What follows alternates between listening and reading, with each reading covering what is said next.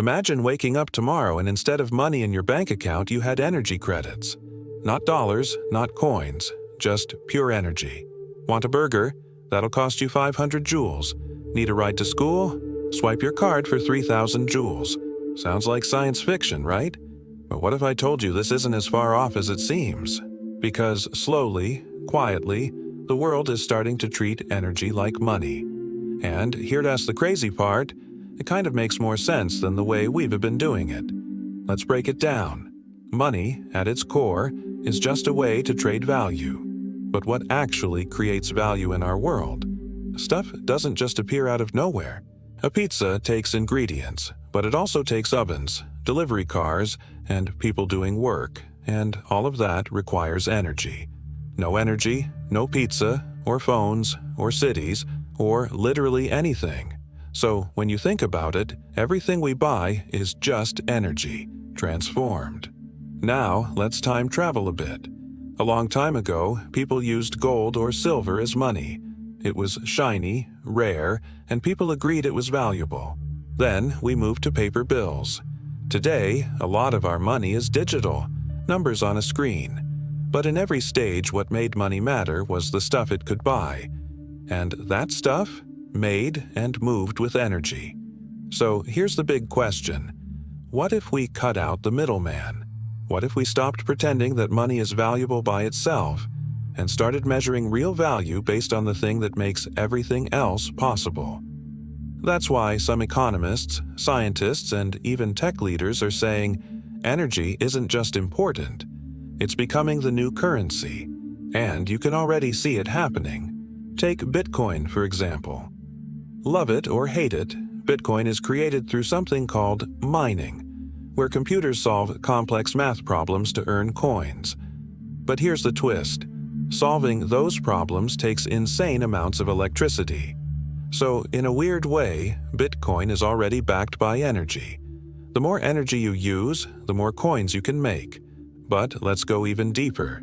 Countries are starting to treat energy as power, literally and politically. Nations with oil, solar, or hydroelectric resources have massive advantages. Think about Russia, Saudi Arabia, or even Iceland with its volcanic geothermal energy. They don't just have money, they have energy wealth, and that gives them real influence. And now, with climate change breathing down our necks, we're in the middle of an energy revolution. Fossil fuels are on the way out. Renewables like solar, wind, and hydro are rising fast. But they're not just powering homes, they're becoming assets. Owning a solar farm isn't just good for the planet. It's basically owning a money machine. If energy equals value, then whoever controls clean energy controls the future economy. Let's get even more personal. Ever used a power bank to charge your phone? That's stored energy. And when your phone is dead and there's no outlet in sight, suddenly that little power bank becomes priceless.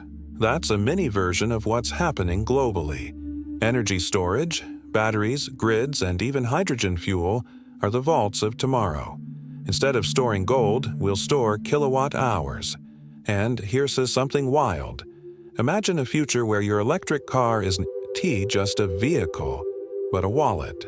You charge it at night when energy is cheap. Then, during the day, your car feeds power back into the grid when demand is high, and you get paid in energy credits. Your car just became a trader. That's not sci-fi. That's already being tested today. But it's not just technology. It's also about how we think. We're moving into an age where value is measured in sustainability. Who uses the least energy? Who produces the most clean energy? Companies are being rated not just by how much money they make, but by how green they are.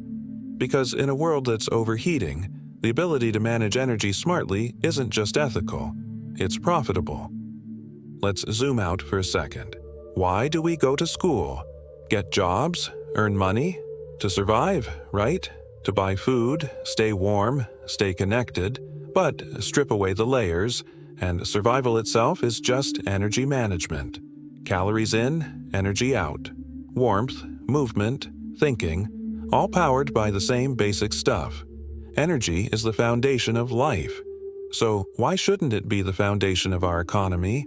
And maybe the real reason this shift matters is because it makes things real again. Our current money system can feel fake.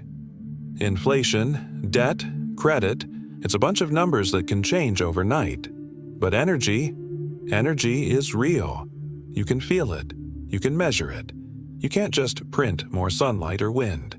It brings us back to a more honest version of value. And maybe, just maybe, that's exactly what the future needs. So next time you turn on a light, plug in your phone, or ride the bus, remember, you're using currency.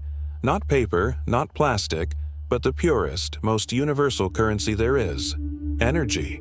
And as the world shifts toward renewables, smart grids, and electric everything, don't be surprised when your paycheck looks more like a battery than a banknote. Energy is the new currency, and it's already in your hands. Hey there, if you're enjoying this video and appreciate the effort behind it, don't forget to like this video. It really helps the channel grow, and if you haven't already, hit that subscribe button and turn on the notifications so you never miss an update. Oh, and one more thing, share this video with your friends. Spread the love and support. Alright, now let's get back to the video. Let me know if you want any tweaks.